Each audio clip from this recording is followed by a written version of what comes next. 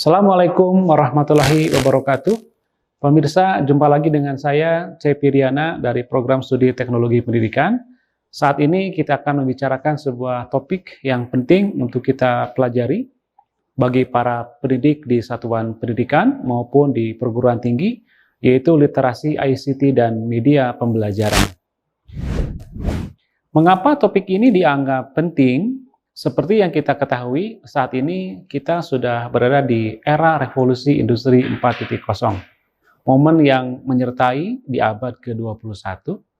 Tentu pendidikan sebagai faktor penting dalam kehidupan yang dapat menentukan kemajuan pendidikan harus disesuaikan dengan perkembangan yang ada. Juga terkait dengan literasi, ICT, dan juga media pembelajaran. Terdapat dua kata kunci dari istilah tersebut, yaitu literasi ICT dan juga media. Baik, kita coba bahas dulu masing-masing sebelum kita akan membahas ke dalam dua istilah tadi. Literasi pada makna awal adalah seperangkat kemampuan dan keterampilan individu dalam membaca, menulis, berbicara, menghitung, dan memecahkan masalah pada tingkat keahlian tertentu.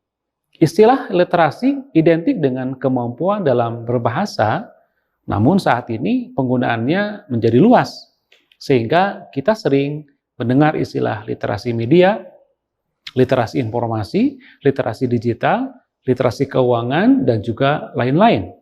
Jadi saat ini istilah literasi merujuk pada kemampuan atau kompetensi yang mendalam, komprehensif, tidak sekedar hanya melek, atau kemampuan yang sepintas lalu, tetapi kemampuan yang cukup mendalam.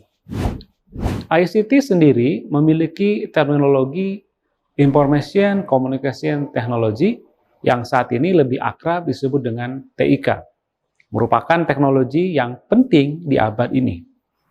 Mempengaruhi semua sendi kehidupan dari dua aspek, yaitu teknologi pengolah informasi atau information processing, dan juga teknologi yang telah memudahkan orang untuk berkomunikasi, saling berinteraksi yang tidak terbatas pada jarak dan waktu.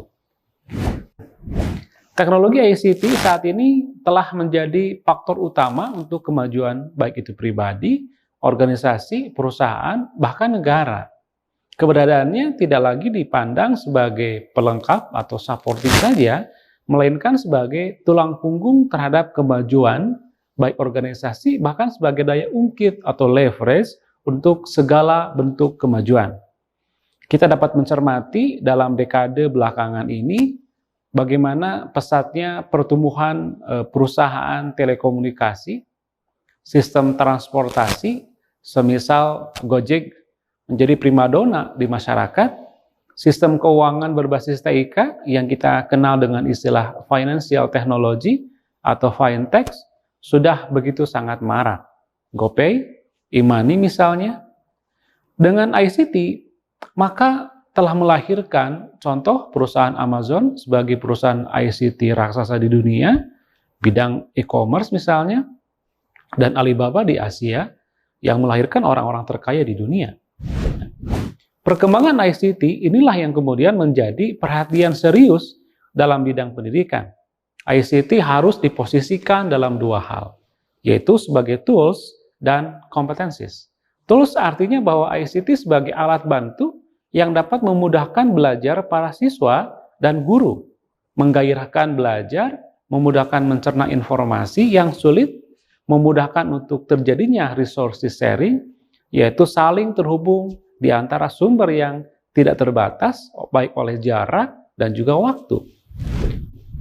Melalui teknologi ICT, melahirkan konsep-konsep seperti halnya Computer Assisted Instruction atau CAI, atau multimedia interaktif, e-learning, visual learning, smart class, massive open online course, dan lain-lain. Posisi yang kedua adalah ICT dalam pendidikan sebagai kompetensi atau kemampuan yang harus dikuasai oleh siswa saat ini. Hal tersebut memang sejalan dengan 21st century skills atau kompetensi yang dituntut pada abad ini, yaitu kemampuan komunikasi, kemampuan kolaborasi, kemampuan berpikir kritis, juga kemampuan menguasai informasi, media, dan ICT skills. Anak-anak Indonesia saat ini perlu dibekali dengan kemampuan dalam menguasai ICT karena mereka akan hidup pada zaman di mana teknologi ICT menjadi pengatur segala sistem. Diperlukan kemampuan logika, pemrograman, coding bagi generasi saat ini dan juga mendatang. Disinilah perlunya ICT yang diintegrasikan ke dalam pendidikan dan juga pembelajaran. Anak-anak perlu memiliki literasi ICT yang tidak hanya melek tetapi menguasai, memiliki produktivitas dan menghasilkan karya besar melalui teknologi ICT. Tentu implikasinya adalah guru sebagai pelaksana pembelajaran memiliki tugas dan tanggung jawab untuk mensukseskan pembelajaran sesuai dengan konsep dan paradigma baru tentang pembelajaran, yaitu upaya untuk mengkondisikan siswa agar terjadi proses belajar. Maka diperlukan media sebagai alat dan sumber untuk belajar siswa kita. Dewasa ini, media yang disukai oleh generasi milenial adalah media berbasis ICT. Meskipun bukan berarti bahwa media konvensional tidak lagi digunakan, tetapi efektif sejauh sesuai dengan karakteristik, tujuan, waktu, fasilitas, dan juga kemampuan dari guru untuk menggunakannya. Lalu media ICT seperti apa yang saat ini diperlukan? Secara umum ada dua istilah, yaitu media berbasis internet dan media berbasis standalone. Keduanya sama-sama media elektronik, namun yang satu menggunakan teknologi internet seperti web, e-learning, LMS, quiz online, blog, video streaming, video conference, dan yang lainnya. Sedangkan media standalone adalah media ICT yang dalam penggunaannya tidak membutuhkan koneksi internet, seperti hanya player, program televisi, radio pendidikan, media komputer grafis, media presentasi, dan juga yang lainnya. Dengan demikian, apa yang dapat kita simpulkan? Bahwa literasi terhadap ICT dan media pembelajaran saat ini keberadaannya tidak dapat ditawar-tawar lagi. ICT sebagai tools dan kompetensi yang harus dikuasai oleh siswa, sedangkan ke dalam proses pembelajarannya, agar terjadi proses yang efektif, efisien, menyenangkan, diperlukan media pembelajaran berbasis ICT. Bagi Anda, para guru dan juga calon guru, sangat perlu menguasai ICT, keterampilan menggunakan dan menghasilkan produk karya inovatif dengan bantuan ICT, sehingga dalam proses memberikan pelayanan pembelajaran dapat dilakukan secara optimal, sehingga perubahan perilaku pada diri siswa akan segera terwujud, baik itu keterampilan dari sisi pengetahuan, sikap, dan juga skill yang nyata. Sekian perkuliahan online kita, sampai jumpa pada materi lainnya. Assalamualaikum warahmatullahi wabarakatuh.